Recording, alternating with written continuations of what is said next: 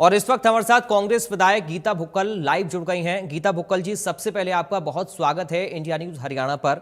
और पहला मेरा सवाल इसी अधिनियम से जुड़ा हुआ है, आपका रिएक्शन कैसे इसको आप देख रही हैं, क्योंकि जल्दी कैसे लागू हो, महिलाओं को कैसे जल्दी हम आरक्षण दे पाएं, विधानसभा के चुनावों में इसे लागू कर पाएं, 2029 से लागू हो पाए, इसको लेकर सरकार कवायद कर रही है और शायद इसलिए ये 3 दिन का विशेष सत्र भी बुलाया गया है। पहला रिएक्शन इस पर मैं चाहूंगा आपका, गीता जी। देखिए, मैं चाहूंगी कि महिलाओं को आरक्षण देना जो है, अगर सरकार चाहती, बहुत लंबे समय से इनकी सरकार है, ऑलरेडी नारी वंदन जो अधिनियम था उसको कानून बन गया वो तो, और उसमें ये कहा गया था कि इसमें जनगणना की जाएगी, उसके बाद परिसीमन होगा और उसके बाद केवल राजनीतिक लाभ के लिए। देखिए, बहुत जरूरी है कि महिलाओं को 33% आरक्षण जो है, चाहे लोकसभा की बात हो चाहे हमारी विधानसभा की बात हो, उनको मिलना चाहिए, ये उनका अधिकार है। और बार बार सरकार कह रही है, तो क्या कारण है कि आज तक ये अधिकार उनको दिया नहीं गया? हमारी ये आदरणीय नेता श्रीमती सोनिया गांधी जी ने शुरू में ही कहा था कि महिलाओं को आरक्षण दिया जाए, साथ साथ में जो बैकवर्ड क्लास की महिलाएं हैं या शेड्यूल कास्ट महिलाएं हैं, उनको हक पूरा मिलना चाहिए। आपने ये बात कही थी कि जब ये कानून आप लागू करेंगे, आप 2026 की जनगणना के हिसाब से इस कानून को जो है प्रावधान करके आगे करने का काम करेंगे। आप अब ये कह रहे हैं कि जो लोकसभा की हमारी सीटें 543 हमारी सीटें हैं, बढ़कर वो 850 हो जाएंगी, लेकिन आप जनगणना ले रहे हैं 2011 की। तो आपने जो वायदा किया था कि जनगणना आप करेंगे, उसी के हिसाब से जो है डिलिमिटेशन होगा। तो इसमें खास तौर से महिलाओं को आरक्षण देने की जो आप बात कर रहे हैं, इसमें राजनीति की ज्यादा बू आती है, उनको हक देने की बात नहीं हो रही है। यही कारण है कि हमारे आदरणीय नेता राहुल गांधी जी यही बात कह रहे हैं, खड़गे साहब यही बात कह रहे हैं। हमें देखना होगा खासतौर से जो हमारे साउथ के स्टेट्स हैं, उसमें जहां पर उनकी मान लीजिए जनसंख्या उन्होंने कंट्रोल की है, तो उनको लग रहा है कि जो आपने 1.5 गुना सीटें जो मतलब 50% आप सीटों जो बढ़ाने जा रहे हैं, उसमें उनका तो खासतौर से दक्षिण राज्य और हमारे जो नॉर्थ ईस्ट के राज्य हैं, उनमें बहुत ज्यादा नुकसान होगा। आज आप स्पेशल सत्र लेकर आए हैं, इन 5 राज्यों में इस समय चुनाव हुए। आप देखिए, इस समय असम में चुनाव हमारे हुए, केरल में हुए, तमिलनाडु और हमारे वेस्ट बंगाल में चुनाव होने हैं, पांडिचेरी में हो गए। अगर आपको इतना ही था कि महिलाओं को हक दिया जाना है, तो आपको इसको कानून को जिन राज्यों में अभी विधानसभा के चुनाव हुए उनमें अच्छे ढंग से इनको लागू करने का काम करना चाहिए था।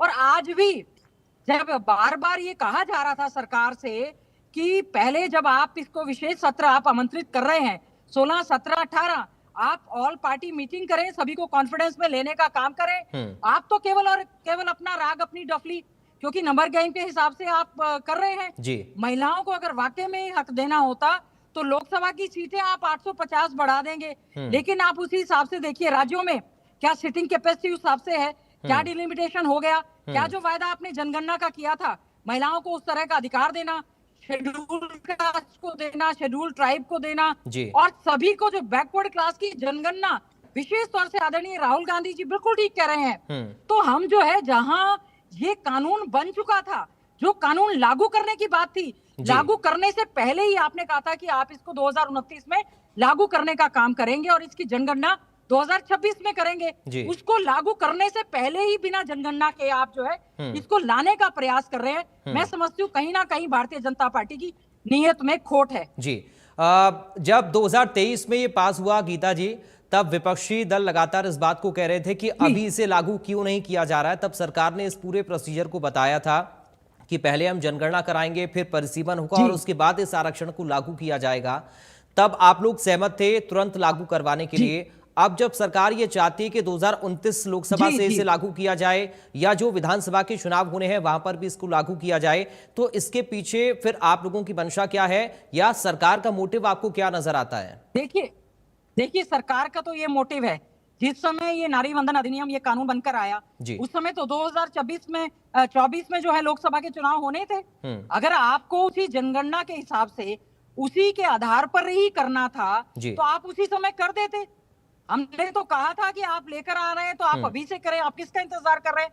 उस समय तो आपने फूल बरसवा लिए, महिलाओं को उनके अधिकारों के प्रति आपने बात कहने का काम कर रहे हैं। आज हमारे देश की महिलाएं अपने आप को थका हुआ महसूस कर रही हैं कि 2029 में अब जाकर लोकसभा के चुनाव होंगे, क्यों हमारे हकों को जो है 2024 में आपने क्यों नहीं दिया? आप 2024 में अगर इसको देते, हमारे हरियाणा विधानसभा में भी जैसे चुनाव हुए, अभी भी बहुत सारे राज्यों में विधानसभा के चुनाव होने हैं, और आप आधा अधूरा दोबारा से काम कर रहे हैं। जब 2026 की जनगणना की प्रक्रिया आज आपने शुरू कर दी है, तो क्यों आप सबके जो हमारा खास तौर से पिछड़ा वर्ग है, अनुसूचित जाति वर्ग है, जनजाति वर्ग है, उसकी महिलाओं के आरक्षण का बहुत बड़ा एक मुद्दा है। यही लड़ाई जो है हमारे चाहे आदरणीय हमारे लालू प्रसाद यादव जी की बात हो, या पहले के हमारे ये जो हो, या हमारे जो इंडिया गठबंधन के सहयोगी हैं, उन्होंने भी यही बात कही है। इस समय एकाएक क्या कारण है? क्योंकि भारतीय जनता पार्टी की भद्द कई मामलों में पिट रही है, केवल मुद्दों से ध्यान भटकाने के लिए स्पेशल लेकर आए। आप बताइए, जब राज्यों में चुनावी समय डिक्लेयर हो गए हैं, वोटिंग केवल होने वाली है हफ्ते के अंदर अंदर, और आपने व्हिप जारी करके सभी को, अपने सांसदों को यहाँ पर बुलाना का काम किया है। कहीं ना कहीं ध्यान भटकाने की काम है। महिलाओं का अधिकार है, 40 सालों से ये लड़ाई चल रही है। हमारे समय में यूपीए की अध्यक्षा श्रीमती सोनिया गांधी जी ने जब इसको राज्यसभा में भी पास करवा लिया, और यूनानिमसली जब महिलाओं को आरक्षण देने की बात 2023 में आई, मैं आपके माध्यम से कहना चाहती हूँ, सभी ने कहा था कि आप महिलाओं को उनका हक दें। महिलाएं जो है देश की आधी आबादी हैं, महिलाएं जो है human resource of the country है, उनका यूटिलाइजेशन करें। तब तो आपने नहीं किया, और आज फिर से महिलाओं के नाम पर राजनीति करके स्पेशल आप सेशन बुलाकर बिना डिलिमिटेशन के धक्के से फिर दोबारा से इसमें एक अमेंडमेंट करने का काम करते हैं। तो हम इसका पूरी तरह से इसका विरोध करते हैं। गीता जी, 2011 की जनगणना के मुताबिक अगर ये लागू होगा, परिसीमन होगा, तो इसका इम्पैक्ट आप कैसे देख पा रही हैं, किस वे में होगा? और दूसरा ये, क्या SC ST OBCs को लेकर महिलाओं में आरक्षण की मांग आप लोग कर रहे हैं? चूंकि अखिलेश यादव तो ये भी कह रहे थे सदन में, मैंने उनको सुना, कि मुस्लिम महिलाओं के लिए इसमें क्या है, उनके लिए भी सरकार क्लैरिफाई करे। देखिए, आप बिल्कुल ठीक कह रहे हैं। आप वाकई में ही अगर महिलाओं को उनके हक देना चाहते हैं, जो हमने अभी 14 अप्रैल को बाबा साहेब भीमराव अम्बेडकर जी की जयंती पूरी देश और दुनिया में बहुत धूमधाम से मनाई, उन्होंने उसी समय कहा था कि संविधान में महिलाओं को पूरा अधिकार मिलना चाहिए। वही समाज, प्रदेश और देश तरक्की करेगा जिसमें महिलाओं की भागीदारी सुनिश्चित होगी।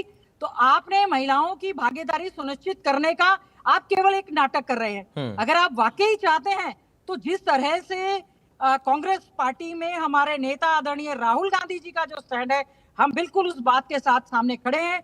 हमारी कांग्रेस पार्टी की भी CWC की मीटिंग हुई, उसमें भी ये तय किया गया। बिल्कुल अखिलेश यादव जी भी कह रहे हैं कि जब महिलाओं को, क्या केवल जो राजनीतिक तौर पर जो परिवार है, क्या आप केवल उन्हीं महिलाओं को फिर आगे लेने का काम करेंगे? वाकई में ही जो राजनीतिक, अब देखिए, महिला आरक्षण हमारा पंचायती राज में, लोकल बॉडीज में हुआ। आदरणीय हमारे देश के प्रधानमंत्री राजीव गांधी जी इस आरक्षण को लेकर आए, और उसमें आज हम समझते हैं कि जो महिलाएं खुद हैं और सशक्त हैं, वो अपनी भागीदारी सुनिश्चित कर रहे हैं, और अपने योगदान को सामाजिक, राजनीतिक तौर पर और आर्थिक तौर पर देश में अपनी तरक्की का पूरा योगदान करे। बिल्कुल सही बात है। जहां हम शेड्यूल कास्ट की, बैकवर्ड की बात करते हैं, लेकर आए, तो महिलाओं को हक देने के लिए देखिए, इसमें आपको डिटेल डिस्कशन होनी चाहिए, केवल धक्काशाही नहीं होनी चाहिए। ठीक है, सरकार के पास नंबर गेम है, आप हर बार नंबर कांग्रेस, ठीक है। अभी हम देखेंगे गीता जी कि क्या डेवलपमेंट होगा, और इन 3 दिनों में सदन के अंदर क्या कुछ होता है, आप लोगों की तरफ से क्या कुछ रखा जाएगा, सरकार की तरफ से क्या कुछ आएगा। बहुत धन्यवाद करूंगा फिलहाल गीता बुक्कल जी आपका इंडिया न्यूज हरियाणा के साथ जुड़ने के लिए। तो आप कांग्रेस विधायक गीता बुक्कल को सुन रहे थे इंडिया न्यूज हरियाणा के साथ, उन्होंने खास बातचीत